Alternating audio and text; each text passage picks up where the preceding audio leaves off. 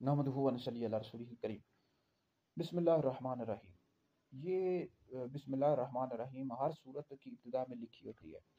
تو سوال یہ آیا کہ کیا یہ ایک مکمل آیت ہے یا پھر کسی صورت کا جزو ہے؟ تو اس حوالے سے دیکھیں، سب سے پہلی بات یاد رکھیں، بسم اللہ الرحمن الرحیم ہر صورت کی ابتدا میں لکھی جاتی ہے، دو صورتوں کے درمیان امتیاز پیدا کرنے کے لیے، فرق پیدا کرنے کے لیے، اور یہ مکمل ایک آیت ہے، ٹھیک ہے جی۔ یہ کسی صورت کا جزو نہیں ہے بلکہ مکمل ایک آیت ہے۔ ائمہ احناف کا یعنی امام اعظم حنیفہ رحمۃ اللہ علیہ کا یہ موقف ہے کہ یہ ایک مکمل آیت ہے، ٹھیک ہے جی۔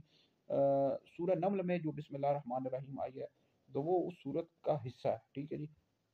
یہاں پر یہ جو صورت کی ابتدا میں لکھی جاتی ہے، جس سورہ فاتحہ سے پہلے بسم اللہ الرحمن الرحیم لکھی ہوئی ہے، تو یہ مکمل ایک آیت ہے۔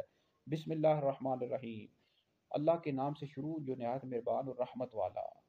تو یہ اس وجہ سے لکھی گئی تاکہ مسلمان جو بھی اہم کام شروع کرے اس سے پہلے اللہ رب العزت کا نام لیں، جو بھی اچھا کام شروع کریں۔ کنز المال کے حدیث ہے، نبی کریم علیہ السلام نے فرمایا کہ جو بھی اہم کام شروع کیا جائے اس سے پہلے بسم اللہ الرحمن الرحیم نہ پڑھی جائے تو کام ادھورا رہ جاتا ہے۔ پھر فرمایا الرحمن الرحیم، بسم اللہ الرحمن الرحیم، رحمان مہربان، نہایت مہربان اور رحمت والا۔ تو سوال یہ پیدا ہوتا ہے رحمان کو رحیم پر مقدم کیوں کیا؟ کیونکہ رحمان کا تعلق دنیا اور آخرت دونوں کے ساتھ ہے، رحیم کا تعلق جو ہے نا آخرت کے ساتھ ہے، ٹھیک ہے جی۔ تو دوسری بات یہ ہے کہ رحمان کا جو اطلاق ہے اللہ رب العزت کے علاوہ کسی پر کرنا جائز نہیں ہے۔ بندے کو جب بھی پکاریں گے تو عبد الرحمن، اور بندے کا جب بھی نام رکھیں گے عبد الرحمن رکھیں گے۔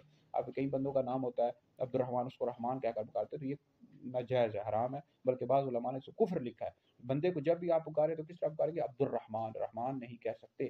جبکہ بندے کا نام رحیم، بندے کو بھی رحیم نام رکھ سکتے ہیں، صرف رحیم بھی کہہ سکتے ہیں، کیونکہ رحیم کا اطلاق مخلوق پر بھی ہوتا ہے، اور لیکن بہتر یہ ہے کہ عبد الرحیم کے، لیکن بہرحال اگر کسی نے رحیم بھی کہہ دیا تو بھی درست ہے، جائز ہے، لیکن رحمان جو ہے عبد الرحمان ہی بندے کو کہے گا، ٹھیک ہے جی، کیونکہ رحمان کا اطلاق اللہ رب العزت کے علاوہ کسی پر کرنا جائز نہیں ہے۔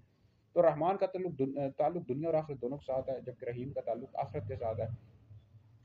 تو یہ جو صورت کی ابتدا میں لکھی ہوتی ہے، یہ صورتوں کے درمیان فرق کرنے کے لیے بسم اللہ الرحمن الرحیم لکھی گئی، اور جب بھی نماز پڑھیں گے تو اس کو بلند آواز کے ساتھ نہیں پڑھتے۔ مسلم شریف میں موجود ہے، حضرت سیدنا انس رضی اللہ تعالیٰ عنہ فرماتے ہیں میں نے نبی کریم علیہ السلام کے پیچھے نماز پڑھی، حضرت ابوبکر، حضرت عمر، حضرت عثمان رضی اللہ تعالیٰ عنہ اجمعین، تو یہ بلند آواز کے ساتھ نہیں پڑھتے تھے، یعنی قرات جب شروع کرتے تھے تو الحمدللہ رب العالمین سے ہی شروع کرتے تھے۔ تو یہ ایک مکمل آیت ہے، کسی صورت کا یا کسی کا جزو نہیں ہے، یہ مکمل آیت ہے۔ سورہ نمل میں جو موجود ہے وہ اس صورت کا حصہ ہے۔ بہرحال ویڈیو سننے دیگر لوگوں تک پہنچے، آپ لوگوں کے لیے بہت بڑا شکریہ جاری ہے۔